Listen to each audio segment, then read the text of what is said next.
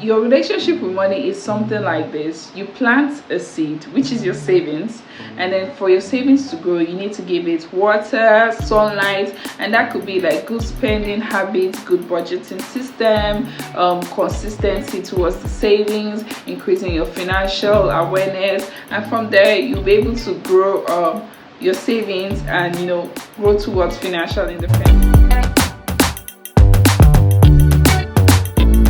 Welcome to week 2 of our savings challenge. So for this week we'll be talking about our relationship with money. But before we dive in, let's do like a recap of last week.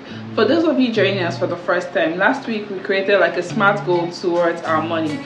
So I'll basically be showing you my SMART goal in our diary sections. You can find our diary sections in our YouTube short videos or on Instagram page at FinanceBuzzBee. The diary section is where I show you my own journey throughout the 500,000 naira savings challenge. Like, it's my own personalized view and insight to it, while the YouTube is where I get to teach and explain what each week is all about. So if you want to see examples, like personalized examples, Mary Jane's example, then you need to go to my diaries, which I've said earlier you can find on YouTube Shorts or on the stories on our Facebook and Instagram.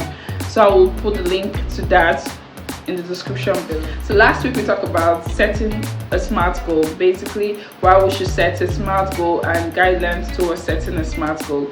So the link to that video is in the description below. So if you're just joining us for the first time, you can go watch that before you watch this one to give you a full idea of how we're going, and you'll be able to fully participate in the savings challenge. Now to this week's business. So this week we're looking into our relationship with money. This goes a long way in determining how well we will do with money, especially after the savings challenge. So what's our relationship with money? So in our regular life, we have friends, we have loved ones, we have families.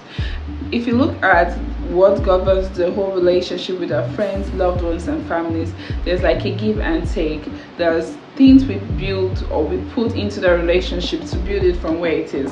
Okay, let's talk about a romantic relationship. In a romantic relationship, you have to build with your partner. There's like, your partner has to check up on you, you guys check up on each other, you guys get gifts for each other, you guys celebrate moments together. That's what a typical relationship is. There's a give and take inside it. So when it comes to finance, that's basically how your relationship is supposed to be with money. So your relationship with money is something like this. You plant a seed, which is your savings, and then for your savings to grow, you need to give it water, sunlight, and that could be like good spending habits, good budgeting system, consistency towards the savings, increasing your financial awareness, and from there you'll be able to grow your savings and grow towards financial independence, which is the same thing as growing the plant towards a tree where it bears more fruits. So that's the whole way your relationship is supposed to be with money. So how well are we doing with money? What's our relationship like? Do we give it that time and effort that we do when it comes to our relationship with our loved one and family? Do we create a space for it? Do we have conversations about it with loved ones and family? So that's how relationship with money is governed. If we actually look it down, most of us have a negative relationship with money. It's like we've had bad relationships to when we break up and have conflicts.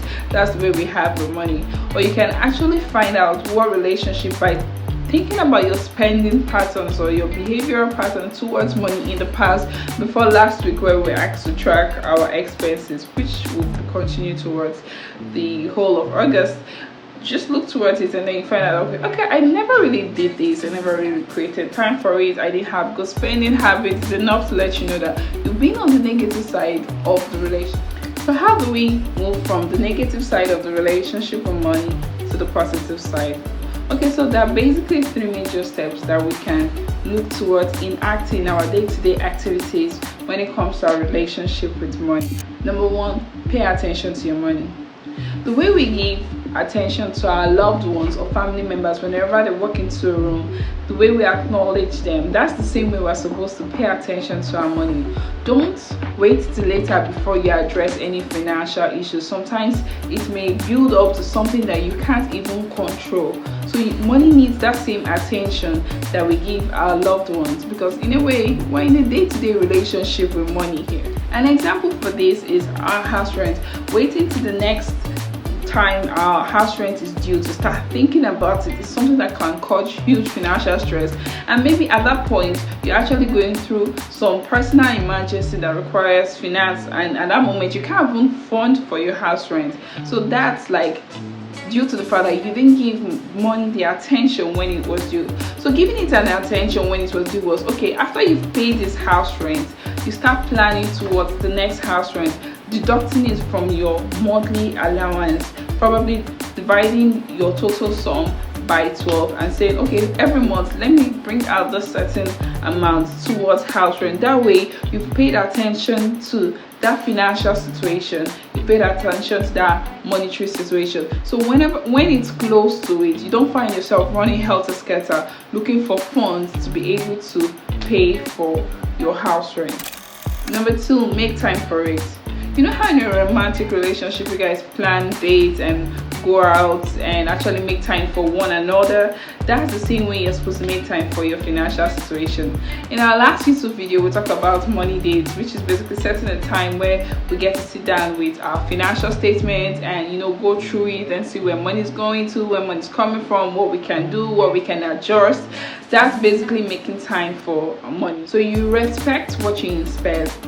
For example, if you were a reckless spender who is trying to get on track with your money, and you set out time for your money where you get from money dates, you check your statement, where you create values that goes hand in hand with your money, you realize that you can't just go splurging anytime anyhow without planning for it, because of the respect for those values that you have associated with your money. So that's what making time for your money does. You'll be able to associate and respect those values, those things that mean so much to you, that in association with your money.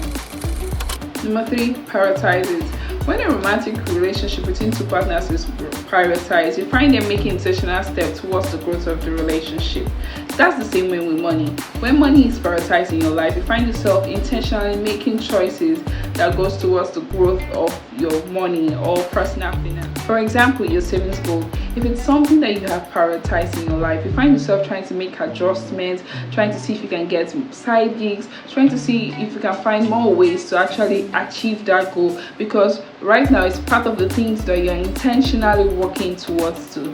That's what prioritizing your money does to you.